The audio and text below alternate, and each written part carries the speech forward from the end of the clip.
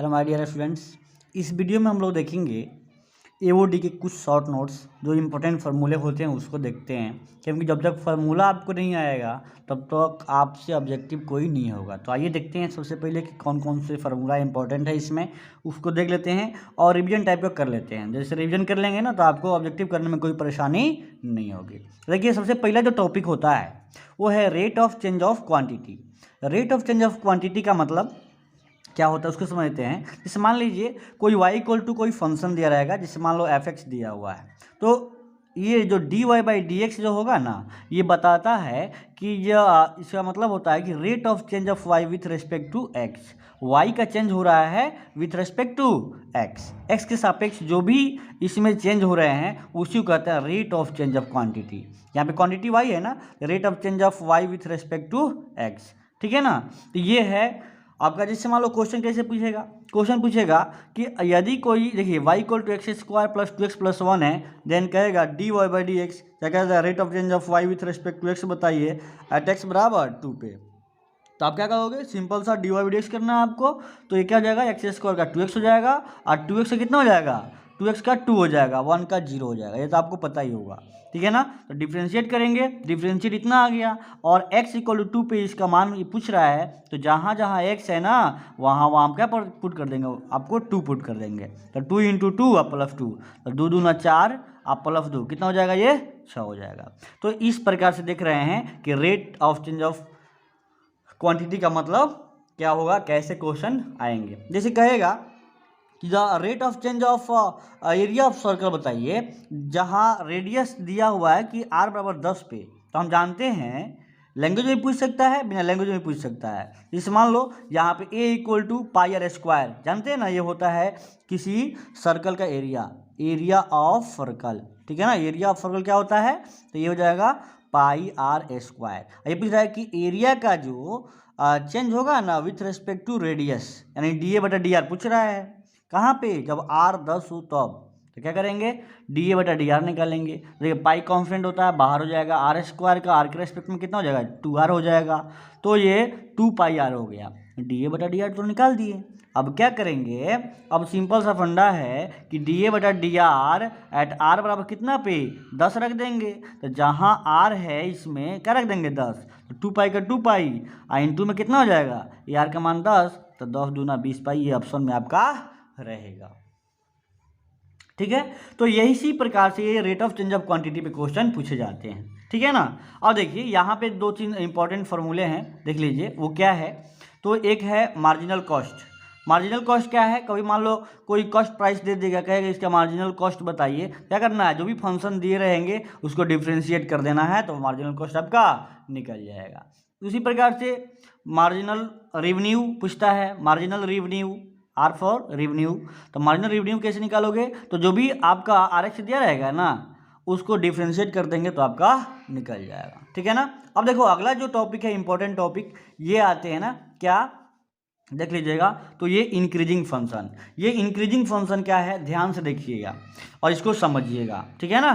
फिर आपको हम समझाएंगे भी इसको थोड़ा सा ग्राफ से भी। तो इंक्रीजिंग फंक्शन का मतलब क्या होता है, जैसे x1 x2 क्या है, अगर मान लो किसी इंटरवल i में लाइज करते हैं, i फॉर यहाँ पे इंटरवल समझिएगा, ठीक है ना। इंटरवल जैसे मान लो यहाँ पे a से b ये क्या है, एक इंटरवल होता है, उसी प्रकार से कोई इंटरवल दिया हुआ है जहाँ पे x1 और x2 क्या है, इसी इंटरवल के बीच में कहीं ना कहीं है। तो लेकिन उससे ये है, पता है हम लोगों को कि x2 जो लिए हैं वो x1 से क्या है, बड़ा है। कहने का तात्पर्य ये है, लेफ्ट से राइट ना हम लोग संख्या रेखा पर नंबर देखते हैं, तो यहाँ पे x1 है और यहाँ पे x2 है, इधर संख्या क्या है, बड़ा होता है, ठीक है ना। तो अगर x2 बड़ा है x1 से, उसके बाद अगर fx1 पे हम वैल्यू निकाल दें, फिर fx2 पे वैल्यू निकाल दें, यदि इधर वाला वैल्यू बड़ा है और इधर वाला वैल्यू क्या है, छोटा है, देखो फंक्शन क्या हुआ, ये इंक्रीज हो रहा है ना, यानी बढ़ रहा है। लेफ्ट से राइट हमेशा देखेंगे ना, तो फंक्शन क्या हो रहा है, ये बढ़ रहा है। तो इसका मतलब हुआ कि अगर x2 बड़ा है x1 से, तो अगर fx2 भी बड़ा हो गया fx1 से, तो कहेंगे वहाँ फंक्शन जो है ना वो क्या होगा, इंक्रीज हो रहे हैं, ठीक है ना। तो ये है आपका माने मेन थ्योरी। उसके बाद में हम लोग क्वेश्चन कैसे कर पाएंगे, एक और तरीका होता है, इसी को दूसरे भाषा में अगर वो डिफरेंशियल फंक्शन है किसी इंटरवल में, इस इंटरवल i में, तो क्या करेंगे, वो f' निकाल देंगे। अगर उस इंटरवल में f' क्या हो रहा है, पॉजिटिव आ रहा है, तो हम समझेंगे क्या है, तो फंक्शन इंक्रीजिंग फंक्शन है। बात समझ में आई होगी आपको, ठीक है ना। इसी प्रकार से अब ये डिक्रीजिंग के लिए आपको समझाने की आवश्यकता नहीं पड़ेगी। जैसे अब मान लो ये x1 है x2 है, उस इंटरवल एनालाइज कर रहा है, अगर x2 बड़ा है x1 से, तो हम जानते हैं कि जो भी है ना, अगर यहाँ पे मान ले लें तो x1 तो हमेशा छोटा होगा ना x2 से, इधर वाला जो भी नंबर ले लो तो बड़ा ही होगा। अब बड़ा पे वैल्यू थोड़ा सा कम आ जाए, देख रहे हो ना, fx2 पे वैल्यू कम आ जाए और x1 पे वैल्यू क्या हो जाए ज़्यादा, तो इसको अगर मिलाएंगे, ग्राफ बनाएंगे इसे, देखो तो लेफ्ट से राइट जाने पे क्या घट रहा है ना, ये जब घट रहा है तो फंक्शन बताओ, तुम ही बताओ कि ये इंक्रीजिंग फंक्शन होगा कि डिक्रीजिंग होगा, तो ये तो डिक्रीज कर रहा है ना, ये क्या होगा, डिक्रीजिंग फंक्शन होगा। तो इसका कंडीशन क्या होता है कि अगर x2 बड़ा है x1 से तो fx2 पे वैल्यू क्या हो जाए, कम हो जाएगा fx1 से, तो डिक्रीजिंग फंक्शन होगा।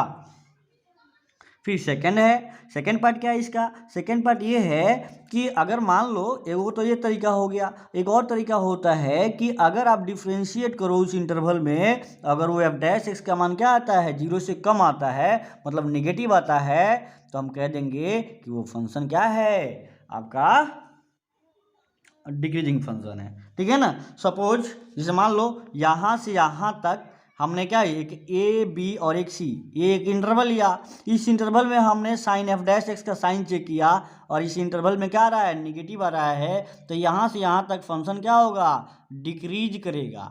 और यहाँ पे देखो अगर पॉजिटिव आ रहा है तो फंक्शन क्या करेगा, इंक्रीज करेगा। तो देखिए आपको ये बताए थे कि अगर पॉजिटिव आया डिफ्रेंशिएशन तो क्या हो जाएगा, इंक्रीज करेगा, और निगेटिव आए तो डिक्रीज करेगा। यही आपका मेन थ्योरी है, ठीक है ना। इसी से ऑब्जेक्टिव आपका क्लियर होगा। तो ये है आपका मैंने इंक्रीजिंग डिक्रीजिंग का कॉन्सेप्ट, ठीक है ना, ठीक है।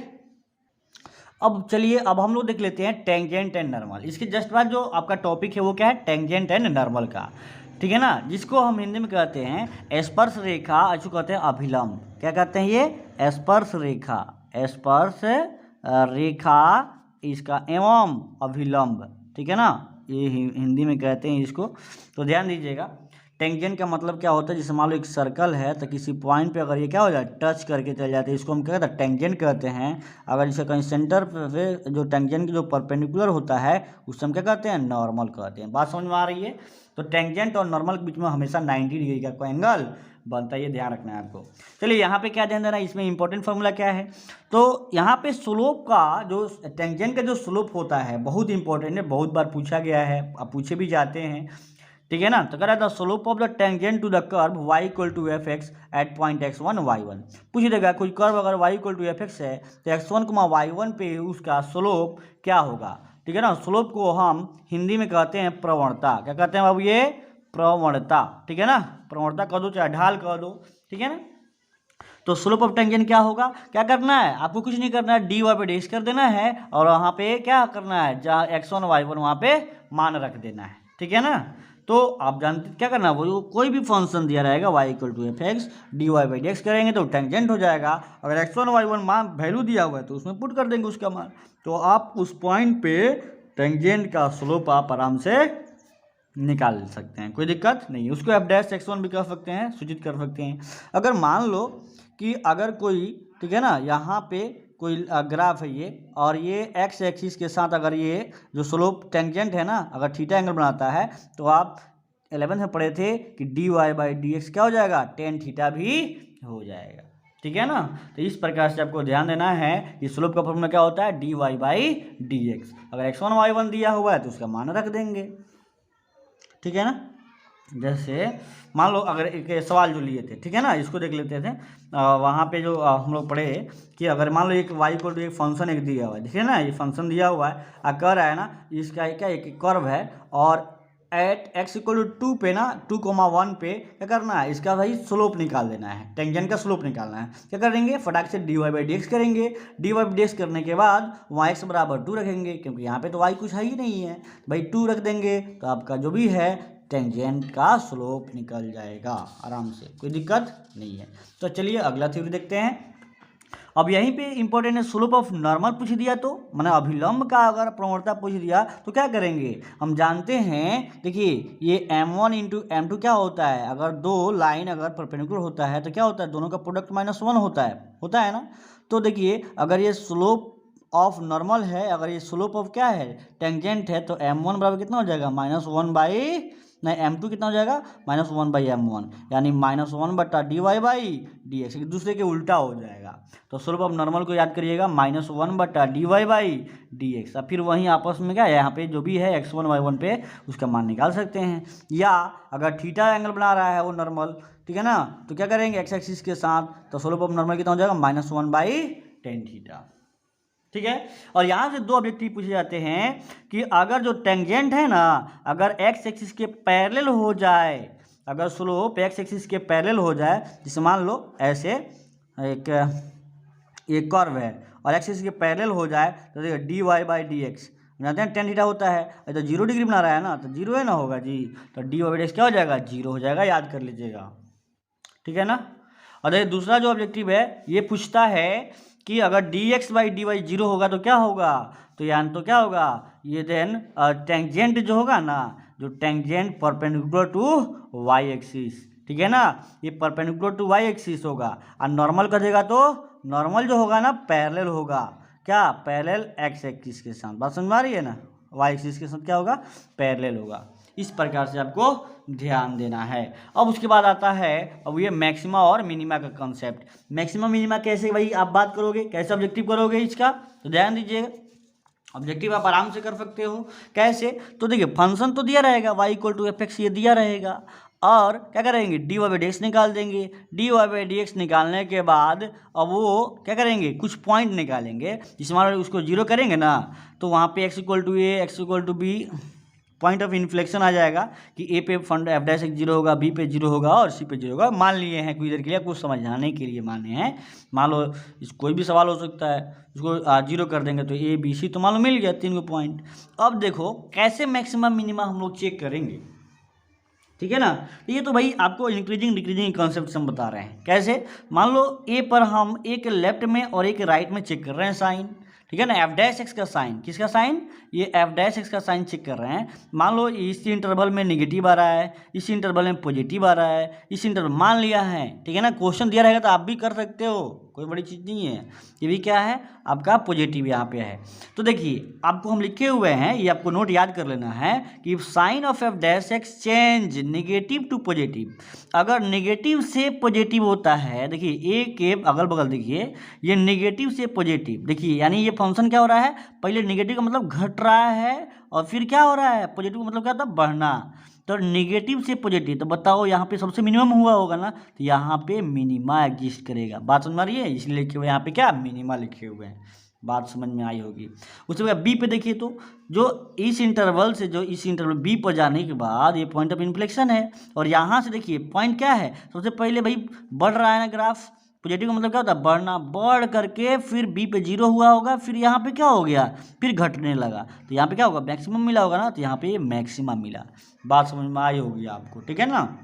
उसी प्रकार सी पे बताओ, तो अब तो समझ में आया है कि सी पे क्या निगेटिव घट के बढ़ रहा है, तो यहाँ पे मिनिमा होगा। बात समझ में आ रही है, इस प्रकार से, यानी मैक्सिमा मिनिमा के लिए साइन को क्या करना, चेंज करना पड़ेगा। क्या, सबसे पहले या तो नेगेटिव से पॉजिटिव या पॉजिटिव से नेगेटिव। तो अगर नेगेटिव से पॉजिटिव होगा तो आप ऐसे करिए, नेगेटिव मतलब होता है घटना, घट करके बढ़ेगा तो मिनिमा, बढ़ करके घटेगा तो मैक्सिमा। इस प्रकार से आपको याद करना, वही बात लिखी हुई है यहाँ पे कि अगर sign of f dash x change negative से पॉजिटिव होता है तो वहाँ पे मिनिमा एग्जिस्ट करता है।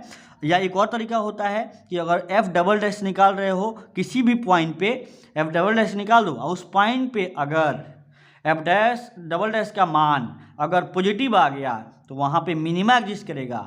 वही बात अब देखो मैक्सिमा के लिए, मैक्सिमा के लिए क्या कर रहे हैं बाबू, ये मैक्सिमा के लिए चेक करने के लिए अगर साइन पॉजिटिव से नेगेटिव आता है यानी बढ़ करके घट रहा है तो वहाँ पे मैक्सिमा एग्जिस्ट करेगा।